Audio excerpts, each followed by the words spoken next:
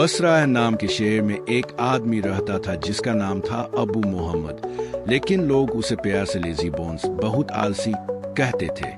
वह नाम बिल्कुल उस पर फिट बैठता था क्योंकि वह दुनिया का शायद सबसे आलसी इंसान था। वह दिन भर अपने घर के आंगन में चटाई पर लेटा रहता और धूप छाव का मजा लेता। न काम करता न बाजार जाता, बस आराम करता रहता। उसकी अम्मी ही उसे खाना बना कर देती थी। एक दिन अम्मी ने तंग आकर कहा, बेटा, दूसरों की तरह तुम भी थोड़ा काम धंधा क्यों नहीं करते? इस तरह हाथ पर हाथ रख कर सोते रहोगे तो जिंदगी कैसे चलेगी? अबू मोहम्मद आराम से बोला, अम्मी फिक्र मत करो, अल्लाह चाहता है तो यहाँ लेरे लेरे भी रोजी भेज सकता है। पड़ोसी उसे देखकर हंसते और मजाक उड़ाते, लेकिन वह कभी बुरा नहीं मानता था।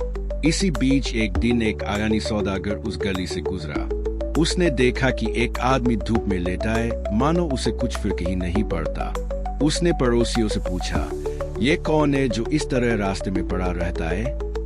लोगों ने हंसते हुए कहा, इसे अबू मोहम्मद आलसी कहते हैं। इतना आलसी कि अगर उसके पास खजूर गिर जाए तो उठकर खाने की भी मेहनत नहीं करता। सौदागर को बड़ा ताज्जुब हुआ। उसने कहा, इसे मेरे पास लाओ। लोग उसे उठाकर सौदागर के सामने ले आए। सौदागर ने पूछा, भाई आखिर तू काम क्यों नहीं करता? अबू मोहम्मद बोला, क्यों करूं? अगर अल्लाह चाहेगा तो बिना काम के भी मुझे देगा। सौदागर को उसकी बात मजेदार लगी। उसने पर्स से 100 दीनार निकाले और कहा, अगर ऐसा है तो ये लो 100 दीनार, इसे लेकर बाजार जाओ और कोई व्यापार करो। पहली बार अबू मोहम्मद खड़ा हुआ और बाजार गया। वहां उसने एक गधा, कुछ सामान और एक नई चादर खरीदी।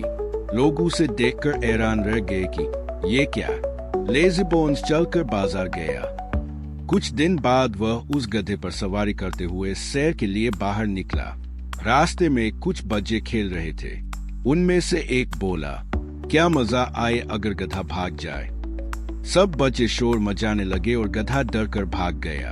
अबू मोहम्मद ने बस इतना कहा, अगर वापस आना होगा तो आ जाएगा, नहीं आया तो अल्लाह दूसरा दे देगा। इतना कहकर वह पेड़ के नीचे सो गया। थोड़ी देर बाद एक किसान गधा पकड़े हुए आया और बोला, भाई ये तुम्हारा गधा है? अबू मोहम्मद बोला, हाँ। किसान ने गधा दे दिया और चला गया। थोड़े समय बाद उसके सारे पैसे खत्म हो गए और वह फिर से वही पुरानी जिंदगी में लौट आया। कुछ दिनों बाद वही सौदागर फिर आया और उसे सोते देखकर बोला, अरे तुम फिर वही आ गए, 100 दीनार का क्या हुआ? अबू मोहम्मद ने उसे सारी बात सच सच बताई।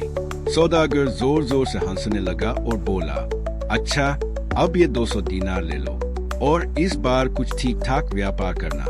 अबू मोहम्मद ने पैसे लिए, बाजार गया और 2 गधे, एक अच्छा कपड़ा लेकर फिर आराम की ओर लौट गया।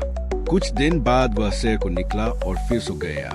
दोनों गधे खुले में घूमते हुए कहीं चले गए। उसी रास्ते से एक काफिला गुजर रहा था। उन्हें लगा कि शायद किसी मुसाफिर के गधे हैं, इसलिए उन्होंने अपने कुछ गधे भी वही बांध दिए ताकि असली मालिक आकर ले जाए। जब अबू मोहम्मद की आंख खुली तो उसने देखा कि 2 के बदले 10 गधे बंधे हुए हैं। उसने बस कहा, अल्लाह की रहमत बढ़ती ही जा रही है। वह 10 गधों को लेकर बसरा वापस आया। लोग हैरान होकर एक दूसरे से पूछने लगे, ये हुआ कैसे? थोड़ी देर बाद सौदागर फिर आया। उसने 10 गधे देखकर चौंकते हुए कहा, मैंने तो सिर्फ 2 गधे खरीदने के लिए पैसे दिए थे। अबू मोहम्मद ने उसे पूरा किस्सा सुनाया। सौदागर इतना हंसा कि उसका पेट दर्द करने लगा और फिर बोला, अब तो मैं भी मान गया कि अल्लाह को तेरी सादगी और भरोसा पसंद है। ये 1000 दीनार भी ले, मगर इस बार कोई पक्का काम कर, जैसे कोई अच्छा घर खरीद ले। इस बार अबू मोहम्मद ने वाकई एक सुंदर सा महल जैसा घर खरीद लिया। उसे कीमती कालीनों, फानूस और सुंदर चीजों से सजा दिया।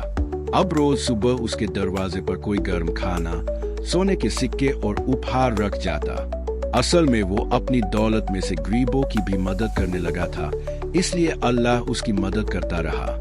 लोग अब भी कहते, देखो कितना आलसी है, और बरकत खुद चलकर उसके घर आती है। मगर समझदार लोग कहते, ये सिर्फ आलस नहीं था, ये भरोसा और सच्चे दिल का इनाम था।